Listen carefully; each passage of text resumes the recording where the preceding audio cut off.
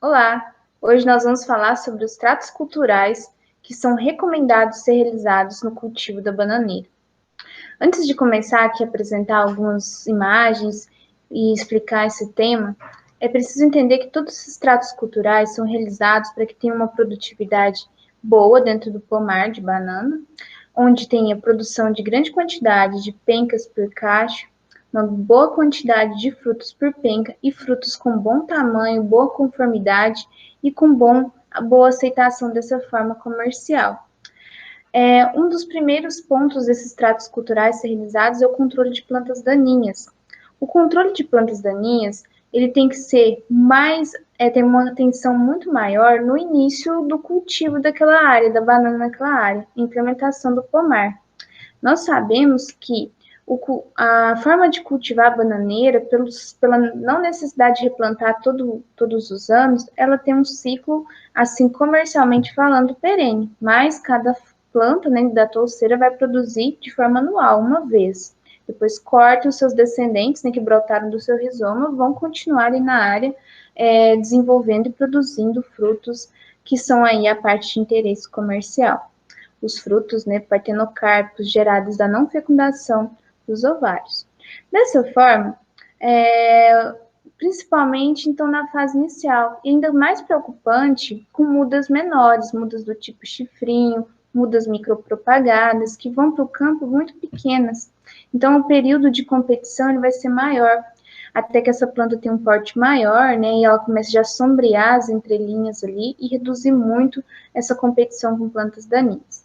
Então, nesse período inicial de cultivo de um talhão, iniciar um novo plantio com mudas novas, tanto mudas convencionais como mudas micropropagadas, a atenção para o controle de plantas daninhas deve ser muito grande. Como que pode ser feito esse controle? Mecânico, com o uso aí de uma trincha nas entrelinhas, né, passando para fazer o controle de plantas daninhas. Em áreas com uma declividade muito elevada, um controle mecânico usando enxadas, que acaba encarecendo muito pela questão da mão de obra, mas é uma forma. Temos aí regiões do Brasil que plantam banana em áreas muito declivosas, que é difícil entrar o maquinário. Então, acaba que, às vezes, o controle mecânico, o uso de enxadas, né, acaba sendo uma saída.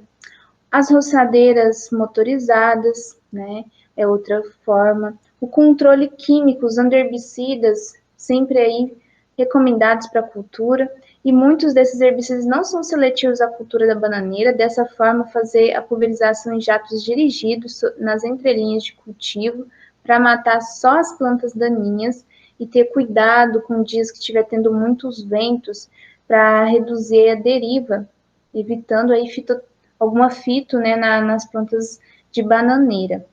E principalmente quando elas estão novas, são muito sensíveis. Dependendo do herbicida que você usar, você pode acarretar aí um prejuízo no tempo de desenvolvimento. A cultura fica travada no desenvolvimento, se tem uma fita, uma deriva ali de herbicida, então tem que tomar os cuidados. Quando esse pomar já está desenvolvido, a planta mãe já produzindo cachos, já ali com seus descendentes, filho e neto, tem um fechamento muito grande, um sombreamento muito grande nas entrelinhas, e acaba que o problema de competição é praticamente reduzido em grande quantidade, não tem tanta preocupação depois. Então, a preocupação com o controle de plantas daninhas é sim na fase mais inicial do desenvolvimento da cultura. Nós vamos falar agora sobre outra prática cultural muito importante, que é o desbate, né, das plantas de bananeira. Então, vou compartilhar com vocês os slides para ficar mais fácil de visualizar.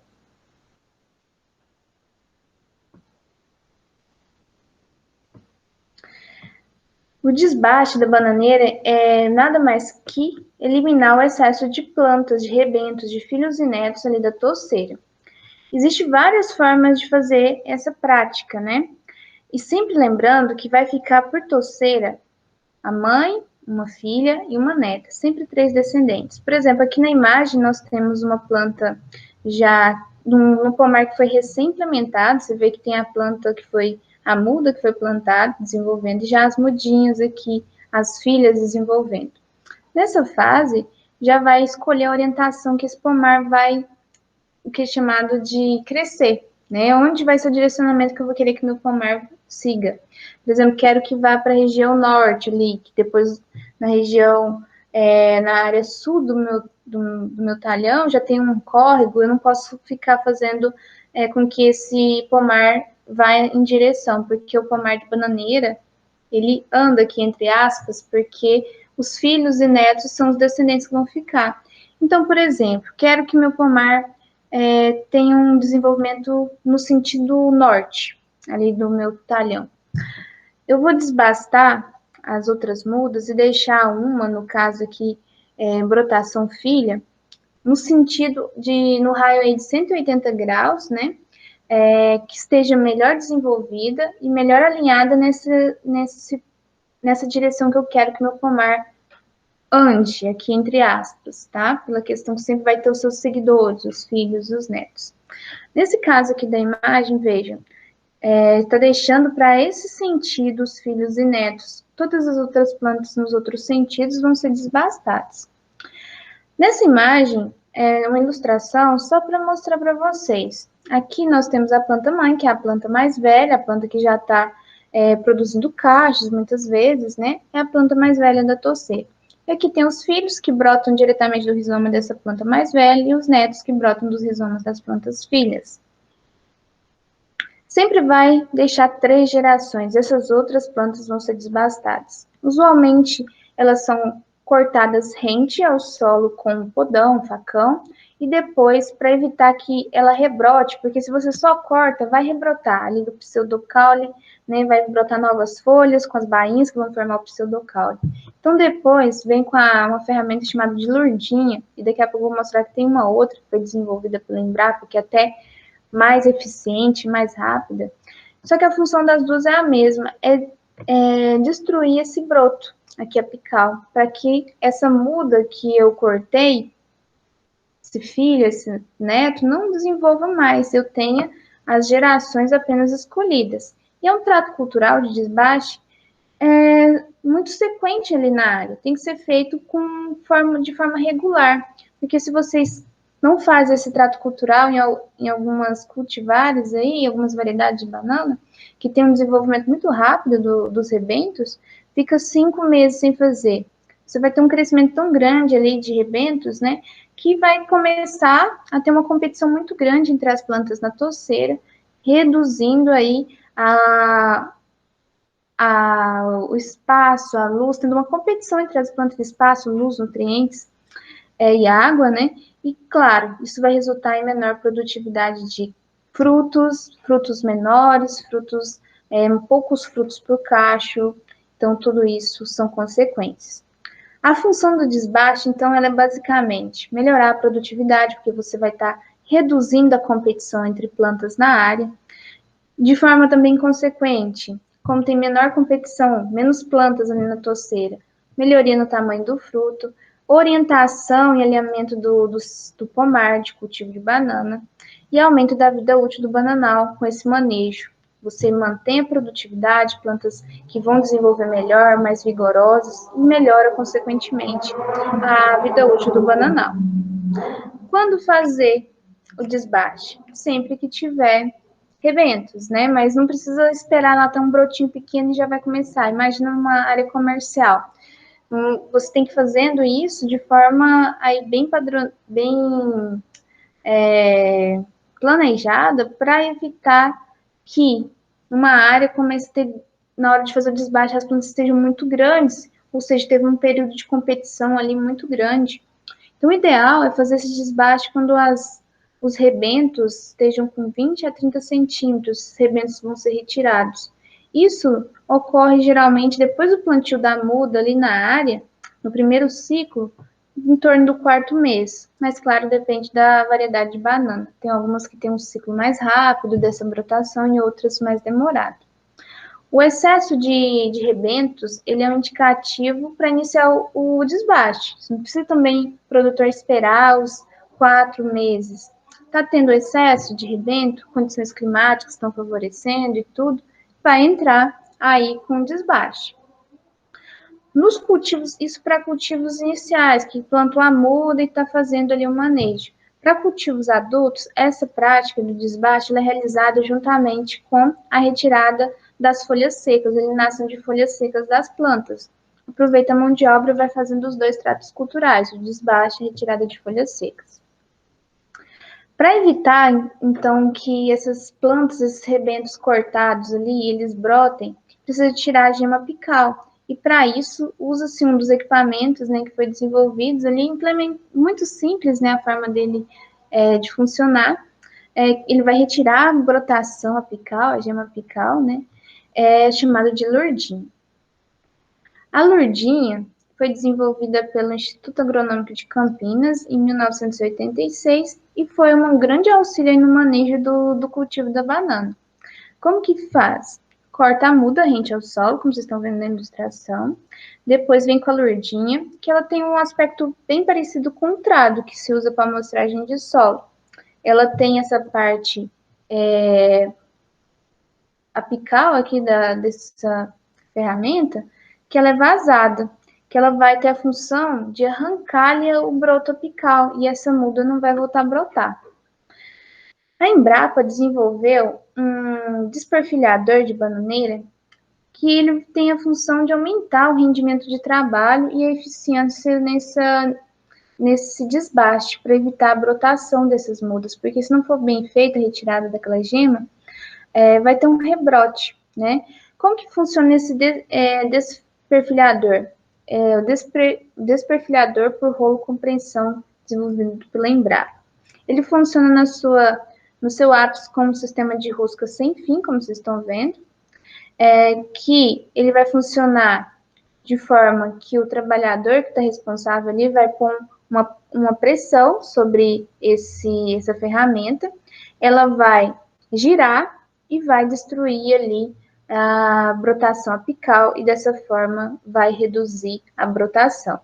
Para vocês, teve um trabalho realizado no município de Presidente Figueiredo, no Amazonas, que usando esse equipamento aí da Embrapa, né, o desperfilhador, teve apenas 0,73 de mil perfilhos por cento, 0,73%, que voltaram a brotar.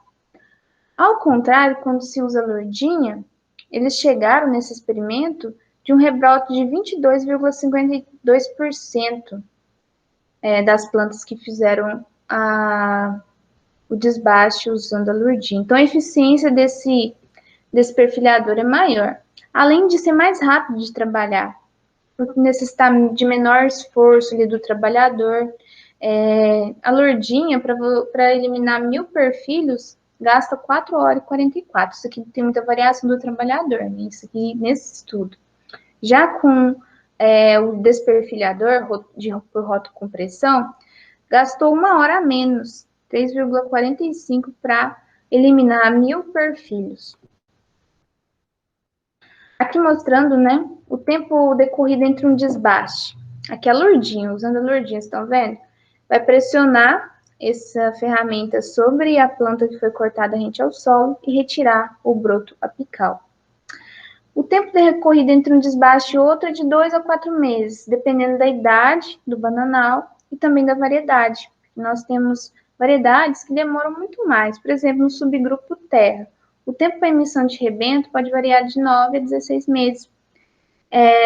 E para as variedades da Angola e terra, quer dizer, para da Angola 9 meses e a terra 16 meses. Já para outras variedades, são mais rápidas. Então, depende aí do material e também da idade. A idade de muda vai determinar a influência. Por exemplo, plantou uma muda do tipo, uma muda micropropagada.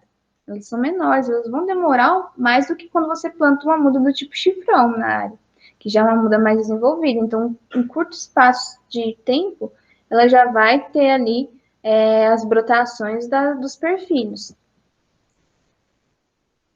O desbaste é simples, mas é essencial para um cultivo comercial de banana, para evitar a competição, então, entre as plantas na toceira. e garante maior longevidade e melhor produtividade no pomar. Vamos falar de outro trato cultural, que é a desfolha da bananeira. O objetivo da desfolha é retirar folhas que não estão fotossinteticamente ativas. E dessa forma também eliminar, em casos quando tem ocorrência da cigatoca negra, cigatoca amarela, eliminar folhas também com sintomas dessas doenças fúngicas, que são doenças aí sérias e recorrentes, principalmente a cigatoca amarela, né, muito comum na nossa região.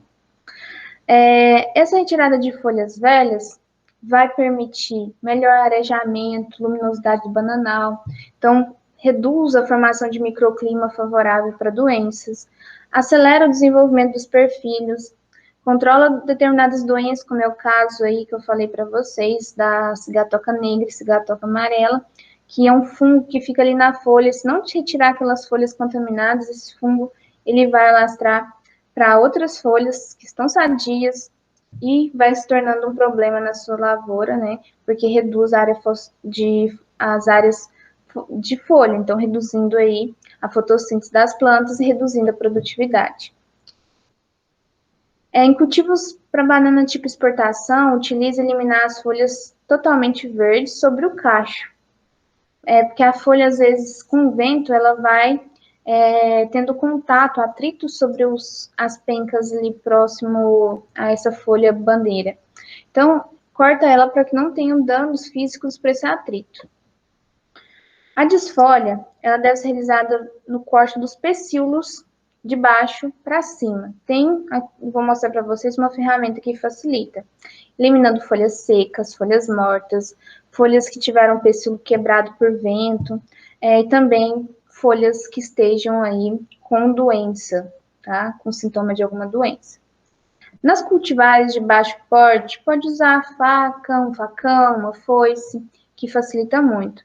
Mas para cultivares de alto porte, até as de baixo também, a foice bifurcada vai facilitar muito essa retirada das folhas, que é essa que está aí na imagem. Essa parte aqui, sempre o corte de baixo para cima, né, bem afiada, retirando as folhas aí do pomar. Essa aqui é usando o facão, tá? Que em pomares que seja uma variedade de porte mais baixo também pode ser utilizado. Época, então, de fazer desfolha. Essa prática é recomendada fazer aos 4, aos 6 e aos 10 meses após o plantio. Isso no início de um pomar sendo formado. E faz anualmente durante a condução do pomar. E também fazendo desfolha e desbaste das mudas. Sempre costumam fazer junto esses dois tratos culturais. Depois que faz os tratos culturais de desbrota e desfolha, vai fazer as adubações de cobertura, ou via fertigação, ou via sólida, de acordo ali com o que o produtor tiver técnicas e tecnologia para se empregar. Onde se realiza o controle de cigatoca, a cultivar aí que é mais suscetível à doença, a operação de desfolha tem que ser feita, né, com maior frequência para retirar folhas com sintomas da cigatoca, ou sendo a negra ou a amarela. Outra tática cultural, escoramento da bananeira. O escoramento da bananeira nada mais é que colocar um suporte ali para evitar que essa planta, né, caia na fase de produção de fruta e leve todo o investimento do produtor embora. Para evitar tombamento com vento forte, tem plantas ali que produzem cachos muito pesados e é um risco muito grande de tombamento. Pode ocorrer pragas ali no rizoma, como o moleque da bananeira, que vai reduzir a fixação dessa planta no solo. Aí o tombamento fica mais facilitado. Até mesmo nematóides danificam o sistema radicular, proporcionando mais riscos de tombamento.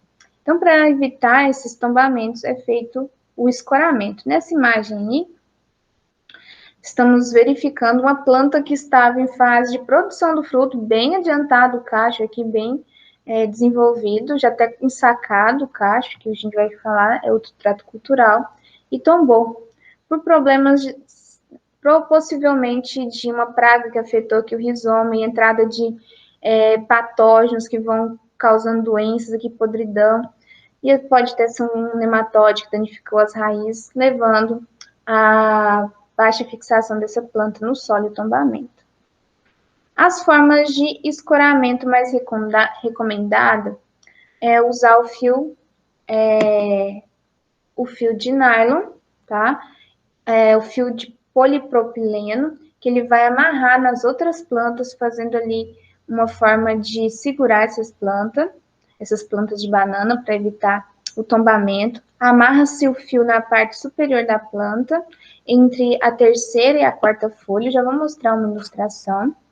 E as extremidades do fio, as extremidades livres, devem ser amarradas em outras plantas que estejam em um ângulo contrário a essa planta, de forma que vai firmar ela. Pode-se usar, nesses casos, o pseudocaule de plantas de banana que foram recém-colhidas, como um ponto de apoio, né? Aqui eu só fiz uma ilustração. Aqui está a planta com essa angulação que tem um risco de tombamento. Amarraria esse fio de polipropileno, né? Na outra planta que esteja num ângulo diferente dessa, para firmar ela. E amarra entre a terceira e a quarta folha. Também é usado para escoramento bambu, tá? Faz o corte de varas compridas do bambu e escora essa vara de bambu, ela é presa no pseudocaule, próxima à roseta foliar, como uma forma de sustentação para evitar o tombamento. E em que posição é colocado esse bambu? Sempre no ângulo que a planta está mais inclinada. Ensacamento dos cachos. O uso de sacos, né, envolvendo os cachos, ele vai proteger as plantas, os frutos, né, de baixas temperaturas, por exemplo, o Chile, de pragas, ataque, por exemplo, de tríplice, de abelha arapuá, que constantemente causa danos nos frutos, danos por pássaros, que é muito comum, né, o fruto ali ainda está de vez, vem pássaros se alimentar, danificar as pencas e reduzir o valor comercial. E até a ação de deriva de produtos químicos.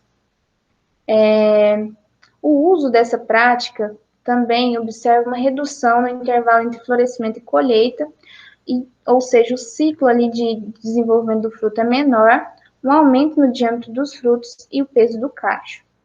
O ensacamento dos cachos é utilizado para cultivos para exportação e também, em alguns casos, para cultivo para mercado interno, mas exportação tem aquele cuidado maior com a parte visual e qualidade, por parte aí de maior exigência dos mercados externos.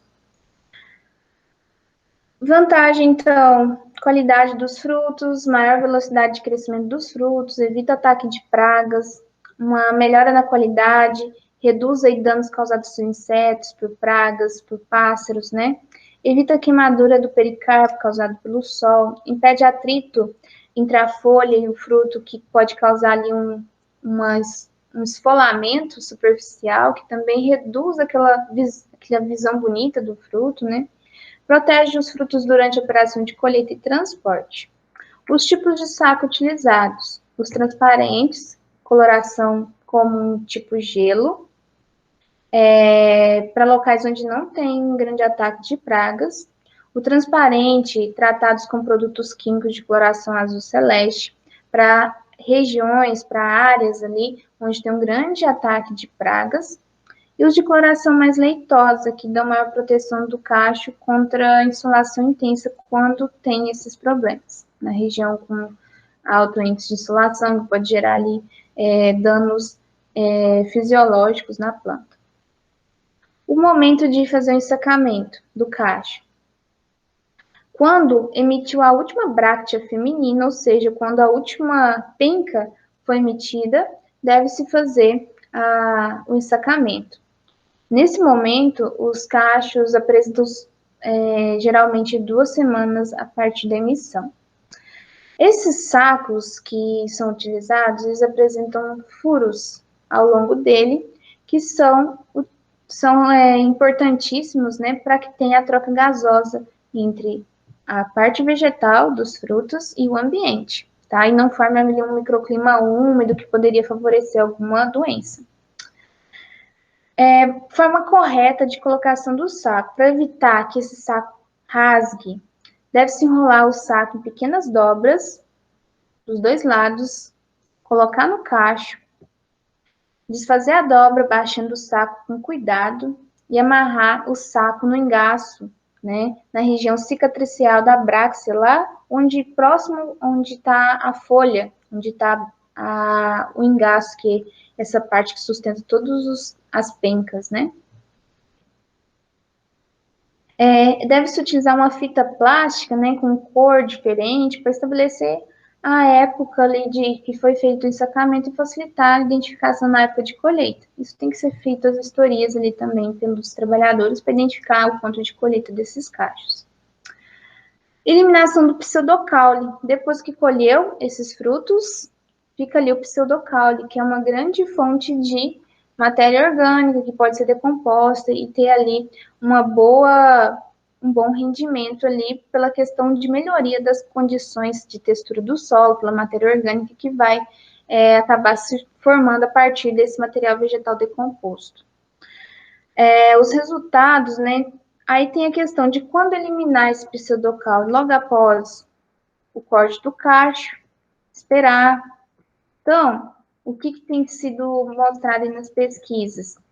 Que a eliminação gradual do pseudocaule imediatamente após a colheita não exerce influência sobre as plantas dos filhas, netas, né, do ciclo seguinte. Então, o mais comum é já cortar ela rente ao solo, até por uma questão de economia de mão de obra. Então, faz o corte imediatamente depois da colheita desse pseudocaule rente ao solo. O corte evita que o pseudocaule sirva de fonte de inóculo com problemas de doenças e pragas. Sua eliminação total está relacionada com a aceleração do melhoramento das propriedades físicas e químicas do solo, porque vai ter uma rápida incorporação, os micro-organismos benéficos do solo vão degradar essa matéria orgânica e vai enriquecer esse solo, além de formar uma proteção ali, uma camada vegetal contra a evaporação, até o crescimento de plantas daninhas, né? Quando se corta esse pseudocaule, deve picar ele em pequenos pedaços para aumentar, um catalisador, né, para aumentar essa decomposição, reduzir o tempo de decomposição. Então, pica em pequenas partes para que em poucos meses esse material vegetal ali vire matéria orgânica. A parte de corte desse pseudocaule deve ser tratada com inseticida, porque ela funciona também como atração, principalmente do moleque da bananeira. Ele é atraído por esses cortes de pseudocaule, então deve passar inseticida para que isso não funcione como atrativo desses insetos. É um coleóptero praga, que a gente vai falar depois em outras aulas sobre isso, né? Evitando que atraia a praga para a toceira ali onde acabou de ser colhido o fruto. Tem alguns resultados que não falam de nenhuma influência em cortar esse pseudocaule mais alto ou mais baixo com relação ao ciclo das plantas que vão ficar, das descendentes ali, dos rebentos. Outro trato cultural, eliminação do coração do bananeiro, chamado de imbigo do bananeiro, que é a parte das flores masculinas. Quando fazer e por que fazer? Essa prática é recomendado que ela seja feita até 15 dias após a abertura da última penca. Como vocês veem na foto, tá todas as pencas formadas e sendo retirado aí o coração da bananeira, que é a parte das flores masculinas. Aonde quebrar, onde cortar? Logo abaixo da última penca, tá? Deixando um prolongamento entre 10 a 20 centímetros, que vai ser o apoio na hora da colheita para o trabalhador segurar ali no engaço e carregar esses cachos. Então, não corta ali zero rente à penca, deixa de 10 a 20 centímetros. Uma vez esse coração eliminado, ele deve ser enterrado, retirado do bananal, para que ele não seja fonte também de atrair aí pragas, tá? E também esses pseudocaules, até o coração da bananeira, se caso a propriedade também conta ali com criação de bovinos, pode ser utilizado na alimentação como volumoso. Mostrando aí detalhe, né, do corte logo após a penca, deixando aí 10 a 20 centímetros. A retirada da penca, ela também tem uma função importante de não estar gastando energia da planta com essa parte vegetal que não é econômica, não é economicamente utilizada, tá? Já que a fruta de banana, ela é produzida por partenocarpia, assim que as pencas formarem, já tira essa parte vegetal do coração, do cacho, né? Para que evite aí perder energia dessa planta com essa parte vegetal que não vai ter geração nenhuma de valor econômico pro produtor.